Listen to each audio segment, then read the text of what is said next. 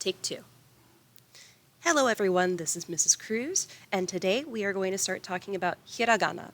So first things first, I wanted to pull up the introduction that we have in the textbook. If you would like to follow along, this is on page 2 of Nakama 1. Japanese is usually written with a combination of 3 types of script: hiragana, katakana, and kanji, which are Chinese characters. Individually, hiragana and katakana represent sounds, and kanji represent words. Hiragana are used for function words such as in, at, or on, for inflectional endings, indicating sound changes used to express tense, negation, and the like, and for some content words. Katakana are used for words borrowed from other languages, such as keiki for cake. For onomatopoeia words expressing sound, such as wang wang, which is the Japanese equivalent of a dog barking, so bow wow, and for some scientific terms, such as the names of animals and plants in biology textbooks. Kanji are characters of Chinese origin. Each kanji represents a morpheme or a word that is used for context words, such as nouns, verbs, and adjectives. So we are going to be talking about hiragana. And I'm not going to go into the entire history of it, but understand that it is going to work like this. So if we go on over to our lessons, and you will have access to this in your Canvas files. This is the entire hiragana alphabet. Notice that we start with vowels, so A, I, U, E, O, but we're going to pronounce these similar to short vowels in English. So A would be A, I would be E, U, E, O.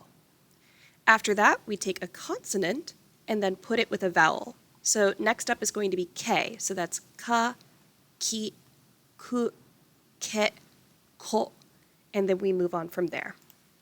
So for now, let's start with going through A through O. These are the first 5 characters.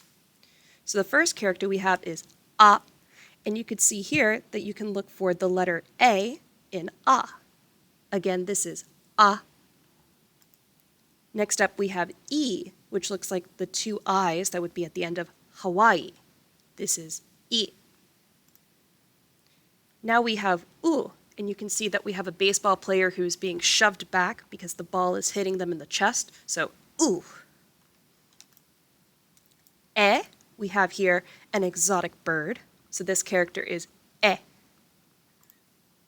And then we have O, we have the olive that is in the glass, so this is the olive, O.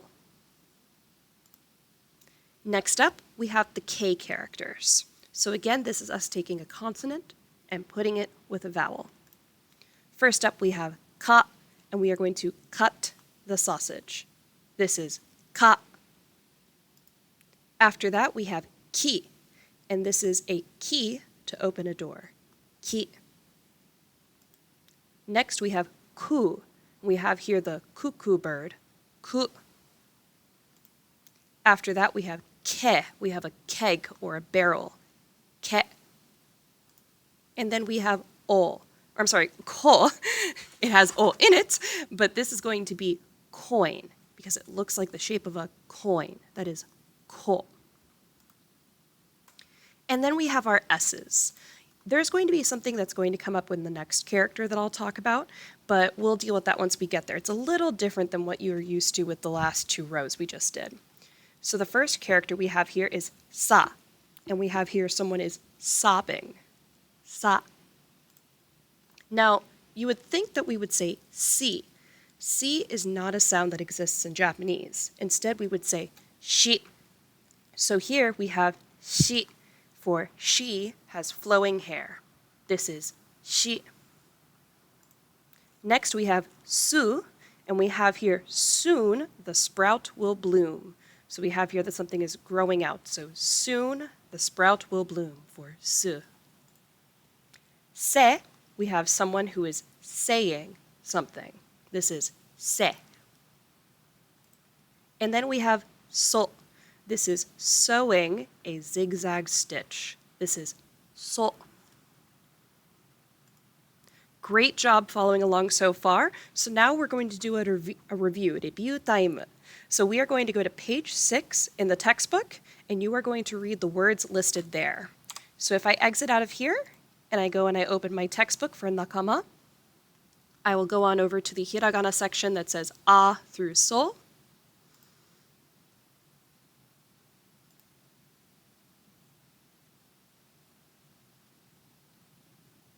And I will have here a list of words. These words use every character that we have talked about so far. So I would like for you to take the time and try to read through each of these. If you need to refer to your hiragana characters on the previous pages, so that's pages 4 and 5, you are free to do so. But I want you to try to challenge yourself and see how many of these can you read without looking them up. All right, fantastic work. Thank you so much for watching, and I will see you in the next video.